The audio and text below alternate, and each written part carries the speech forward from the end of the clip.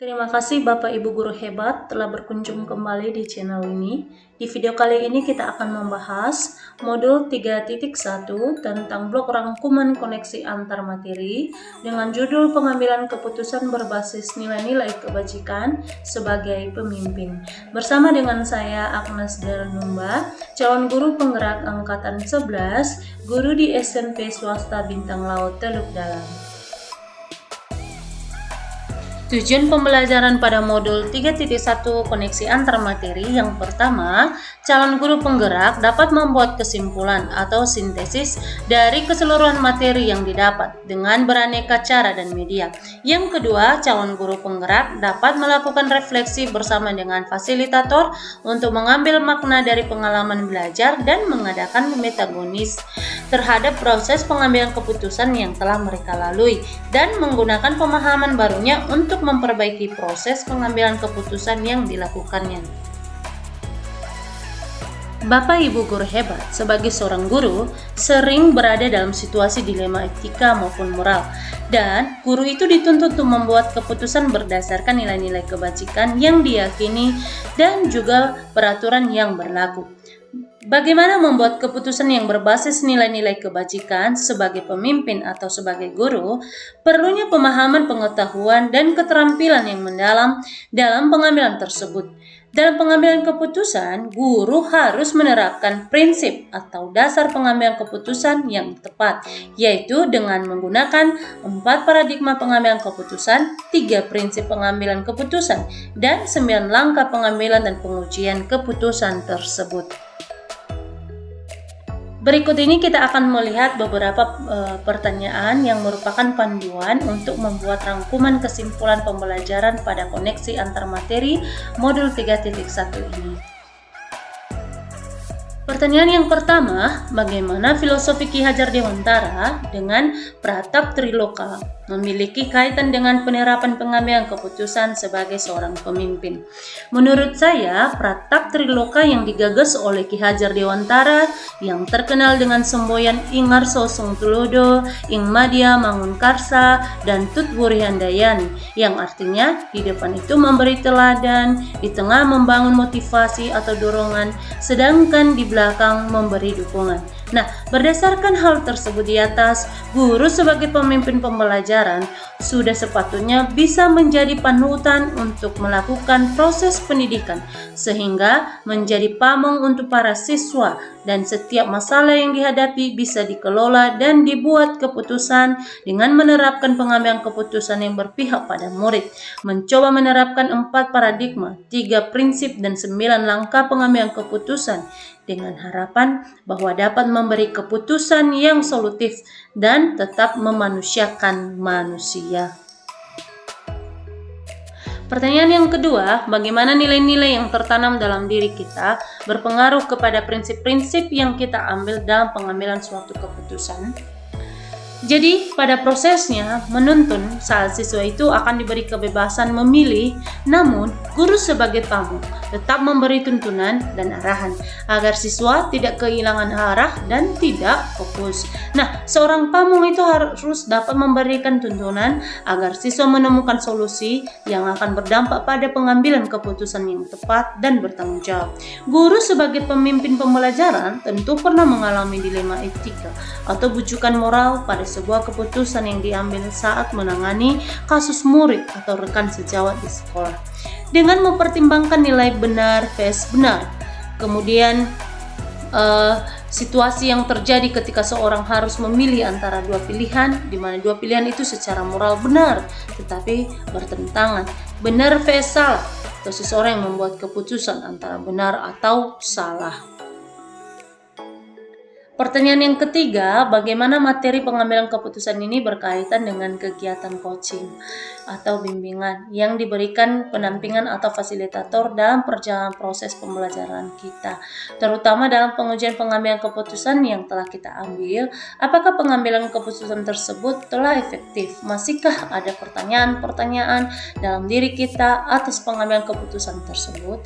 Hal ini tentunya bisa dibantu oleh sesi coaching yang telah dibahas pada sebelumnya. Jadi menurut saya bahwa tidak dapat dielakkan lagi bahwa kita ini selalu dihadapkan pada berbagai permasalahan yang membutuhkan suatu keputusan dalam penyelesaiannya. Nah, dalam pengambilan keputusan itu dibutuhkan langkah-langkah yang mengacu pada prinsip tertentu. Karena dalam pengambilan keputusan yang berkaitan erat dengan masa depan suatu organisasi, misalnya apalagi menyangkut pada keputusan yang sifatnya strategis. Nah, salah satu faktor yang sangat membantu dalam pengambilan keputusan adalah keterampilan coaching.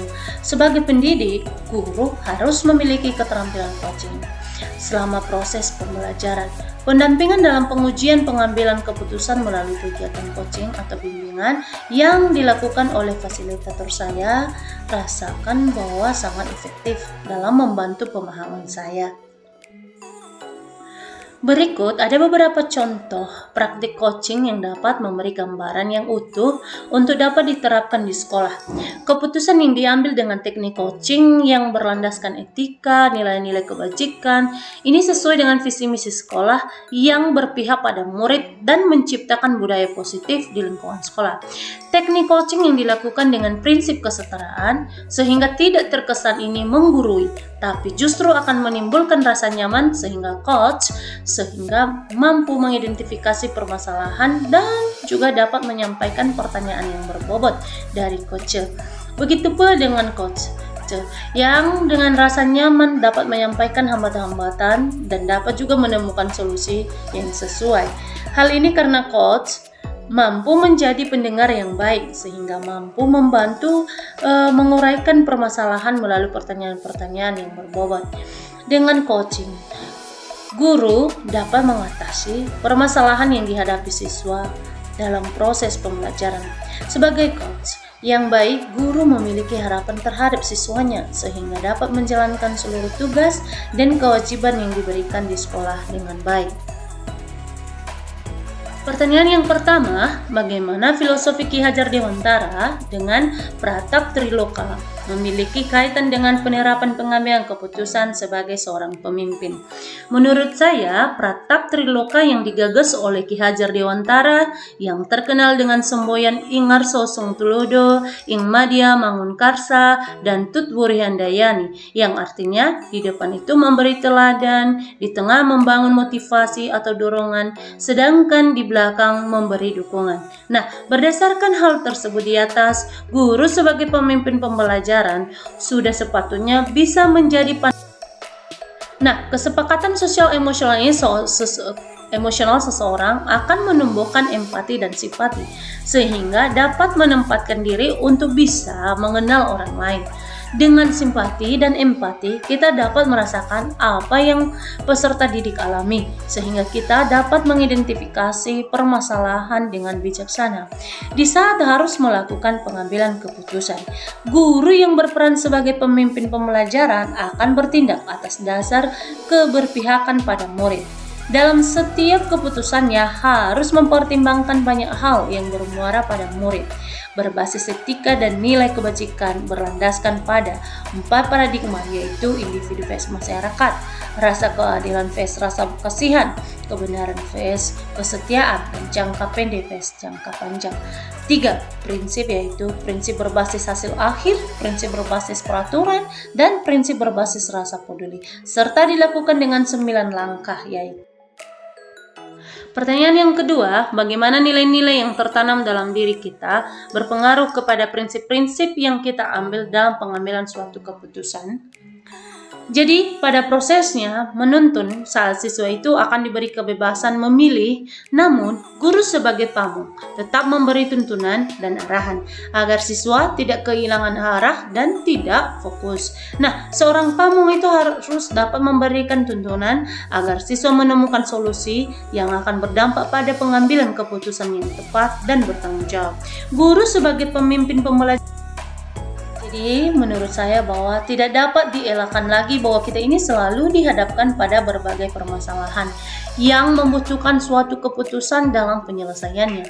Nah, dalam pengambilan keputusan itu dibutuhkan langkah-langkah yang mengacu pada prinsip tertentu.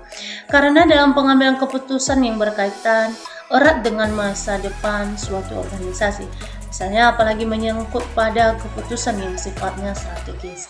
Nah, salah satu faktor yang sangat membantu dalam pengambilan keputusan adalah keterampilan coaching. Sebagai pendidik, guru harus memiliki keterampilan coaching selama proses pembelajaran.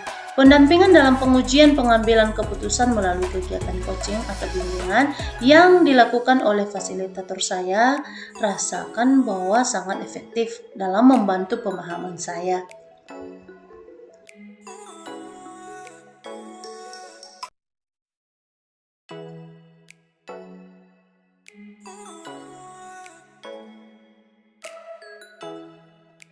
Ketika seseorang pendidik itu dihadapkan pada kasus-kasus yang berfokus pada masalah moral dan etika, maka keputusan yang diambil itu akan dipengaruhi oleh nilai-nilai yang dianutnya. Jika nilai-nilai yang dianutnya itu nilai-nilai positif, maka keputusan yang diambil akan tepat, benar, dan dapat dipertanggungjawabkan, dan begitu pun juga sebaliknya. Jika nilai-nilai yang dianutnya tidak sesuai dengan kaidah moral, agama, dan norma, maka keputusan yang diambilnya lebih cenderung bermuara pada kebenaran menurut versi pribadi. Selain itu, pembahasan studi kasus yang fokus pada masalah moral atau etika juga dapat melatih ketajaman dan ketepatan dalam pengambilan keputusan, sehingga dapat dengan jelas membedakan antara dilema etika atau kebujukan moral. Keputusan yang diambil akan semakin akurat dan menjadi keputusan yang dapat mengakomodir kebutuhan murid dan menciptakan keselamatan dan kebahagiaan semua pihak berdasarkan nilai-nilai kebenaran dan kebajikan. Pertanyaan yang keenam, bagaimana pengambilan keputusan yang tepat tentunya berdampak pada terciptanya lingkungan yang positif, kondusif, aman, dan nyaman. Keputusan yang kita ambil secara langsung maupun tidak langsung itu akan berdampak pada implementasi pembelajaran dan mempengaruhi situasi di sekolah. Setiap keputusan yang kita ambil itu harus tepat dan bijak, berlandaskan nilai-nilai kebajikan, keteladanan, bijaksana, dan tidak melanggar norma. Dengan landasan tersebut, kita dapat menciptakan lingkungan yang positif, kondusif, aman, dan nyaman, sehingga murid-murid yang dapat belajar dengan baik dan dapat juga mengembangkan kompetensinya. Nah, kesepakatan sosial emosional ini emosional seseorang akan menumbuhkan empati dan simpati, sehingga dapat menempatkan diri untuk bisa mengenal orang lain. Dengan simpati dan empati, kita dapat merasakan apa yang peserta didik alami, sehingga kita dapat mengidentifikasi permasalahan dengan bijaksana. Di saat harus melakukan pengambilan keputusan, guru yang berperan sebagai pemimpin pembelajaran akan bertindak atas dasar keberpihakan pada murid. Dalam setiap keputusannya harus mempertimbangkan banyak hal yang bermuara pada murid, berbasis etika dan nilai kebajikan, berlandaskan pada 4 paradigma, yaitu individu vs masyarakat, rasa keadilan vs rasa kasihan, kebenaran vs kesetiaan, dan jangka pendek vs jangka panjang. 3 prinsip, yaitu prinsip berbasis hasil akhir, prinsip berbasis peraturan, dan prinsip berbasis rasa peduli, serta dilakukan dengan 9 langkah, yaitu yang Terima kasih Bapak Ibu guru hebat telah berkunjung kembali di channel ini. Di video kali ini kita akan membahas modul 3.1 tentang blok rangkuman koneksi antar materi dengan judul pengambilan keputusan berbasis nilai-nilai kebajikan sebagai pemimpin. Bersama dengan saya Agnes Delnumba, calon guru penggerak angkatan 11, guru di SMP swasta Bintang Laut Teluk Dalam.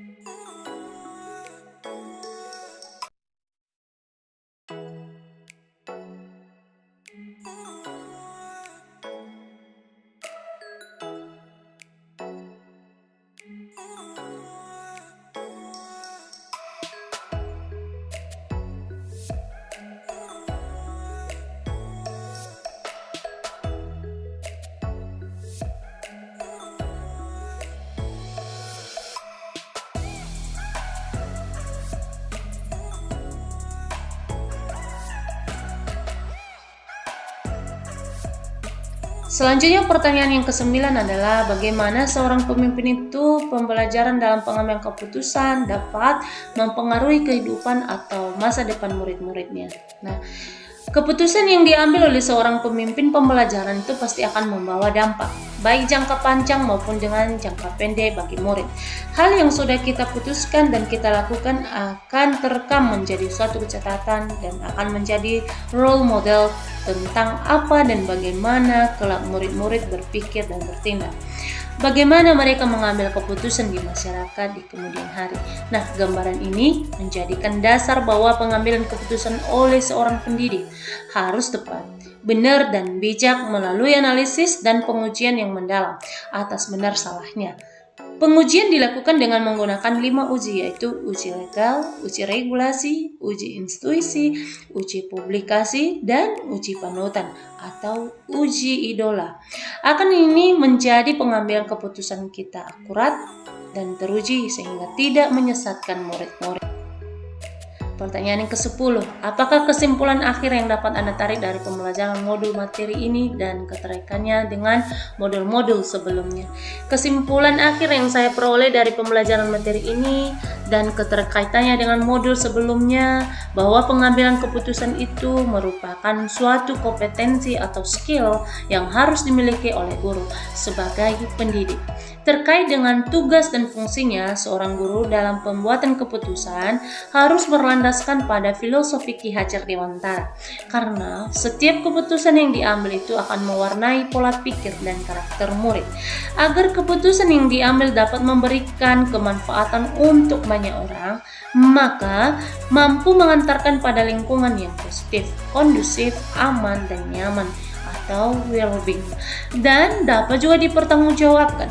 Maka haruslah dilakukan berdasarkan pada budaya positif dan menggunakan alur yang tertata seperti menggunakan tahap bagja. Hal ini dilakukan semata untuk menghantarkan murid menuju profil pelajar Pancasila yang dalam perjalanannya banyak benturan yang sifatnya dilema etika dan bujukan moral. Untuk itu diperlukan panduan 9 langkah pengambilan dan pengujian keputusan, sehingga langkah yang diambil selalu berpihak kepada murid. Sekolah sebagai institusi yang berfungsi memberikan pelayanan, membimbing, mendidik, dan mengajar para peserta didik agar memiliki sifat atau tingkah laku yang lebih baik. Sekolah juga bertugas melakukan proses transfer ilmu dan pembentukan karakter peserta didik. Banyak hal yang harus dilakukan. Tentu saja banyak juga pengambilan keputusan yang mewarnai kebijakan-kebijakan sekolah. Guru sebagai pemimpin pembelajaran harus mampu mengambil keputusan dengan bijak, dengan mengedepankan nilai-nilai kebajikan yang telah menjadi kesepakatan kelas. Keputusan yang diambil oleh seorang pemimpin pembelajaran dengan menggunakan alur bagja selalu berorientasi untuk mewujudkan budaya positif, sehingga dapat menciptakan kondisi lingkungan yang nyaman atau well-being. Guru itu mempunyai kewajiban untuk mengantarkan murid menjadi insan yang cerdas dan berkarakter menuju profil pelajar Pancasila. Harapan ini pasti dibutuhkan komitmen dari semua pihak.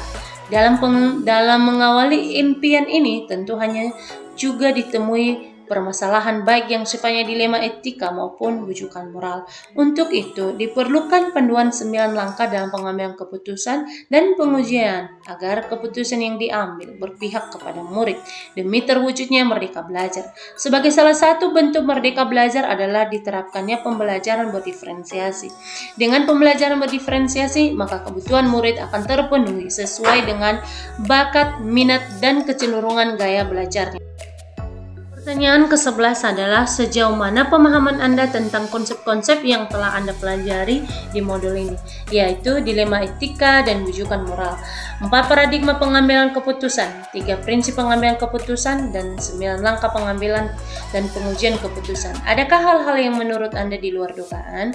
Nah, hal-hal yang menurut saya di luar dugaan itu bahwa ternyata dalam pengambilan keputusan bukan hanya didasarkan pada pemikiran dan pertimbangan semata, namun sangat diperlukan adanya paradigma, prinsip, dan langkah-langkah pengujian pengambilan keputusan agar keputusan yang diambil itu tepat sasaran dan bermanfaat untuk orang banyak. Di samping itu, secara personal dalam pengambilan keputusan diperlukan satu suatu sikap keberanian dengan segala konsekuensinya. Pertanyaan ke-12. Sebelum mempelajari modul ini, pernahkah Anda menerapkan pengambilan keputusan sebagai pemimpin dalam situasi moral dilema? Bila mana pernah, apa bedanya dengan apa yang Anda pelajari di modul ini? Sebelum mempelajari modul ini, saya pernah mengambil keputusan dengan situasi dilema etika. Namun, yang saya lakukan hanya sebatas pada pemikiran yang didukung dengan beberapa pertimbangan. Saya sudah merasa aman bila keputusan yang saya ambil itu sudah sesuai dengan aturan dan tidak berdampak merugikan banyak orang. Dengan belajar modul ini, saya menjadi lebih kaya akan pengetahuan, bahkan telah mempraktekkan bagaimana cara mengambil keputusan yang tepat dengan menggunakan langkah-langkah tertentu yang tak lepas dari paradigma dan prinsip-prinsip yang ada. Pertanyaan ke-13, bagaimana dampak mempelajari konsep ini buat Anda? Perubahan apa yang terjadi pada cara Anda dalam mengambil keputusan sebelum dan sesudah mengikuti pembelajaran modul ini? Konsep yang sudah saya pelajari di modul ini yaitu memberikan dampak yang besar bagi pola pikir saya. Sebelumnya saya itu berpikir bahwa pengambilan keputusan yang telah didasarkan regulasi dan sosial saja sudah cukup. Nah, ternyata banyak hal yang menjadi dasar. Dalam konteks ini terdapat 4 paradigma dilema etika, yaitu individu lawan kelompok, rasa keadilan lawan rasa kasihan, kebenaran lawan kesetiaan, jangka pendek lawan jangka panjang. Yang semuanya itu didasari atas 3 prinsip dan 9 langkah. Saya berencana itu akan mengimplementasikan landasan tersebut dalam setiap pengambilan keputusan, baik sebagai pemimpin pembelajaran maupun dalam pengambilan kebijakan di sekolah dan komunitas praktisi. Dengan landasan dalam pengambilan keputusan tersebut, saya yakin bahwa keputusan yang saya ambil itu tepat dan lebih akurat dengan selalu berpihak pada murid. Pertanyaan ke-14 adalah seberapa penting mempelajari topik modul ini bagi Anda sebagai seorang individu dan Anda sebagai seorang pemimpin. Materi pada modul 3.1 ini bagi saya sangat penting dan bermakna karena dimanapun dan sebagai apa peran kita pasti akan menjumpai permasalahan yang dituntut untuk mengambil keputusan. Dari keputusan tersebut akan dihasilkan kebijakan-kebijakan yang akan mewarnai perjalanan sekolah untuk mewujudkan merdeka belajar dan profil belajar Pancasila. Salah satu upaya untuk mewujudkan hal itu, maka seorang guru harus memiliki keterampilan dalam pengambilan keputusan yang mengandung nilai-nilai kebajikan. Sebagai landasan dalam pengambilan keputusan tersebut tentunya mengacu pada 9 langkah, 4 paradigma, dan 3 prinsip. Selain itu, keputusan diambil melalui 3 uji, yaitu uji intuisi berhubungan dengan berpikir berbasis peraturan. Kemudian ada uji publikasi sebaliknya, berhubungan dengan berpikir berbasis hasil akhir. Kemudian yang mementingkan hasil akhir dan uji panutan atau idola itu berhubungan dengan prinsip berpikir berbasis rasa peduli. Baik Bapak Ibu guru hebat, demikian saja yang bisa saya paparkan tentang blok rangkuman koneksi antar materi pada modul 3.1. Saya ucapkan banyak terima kasih, salam dan bahagia untuk kita semua. Ya Ahu.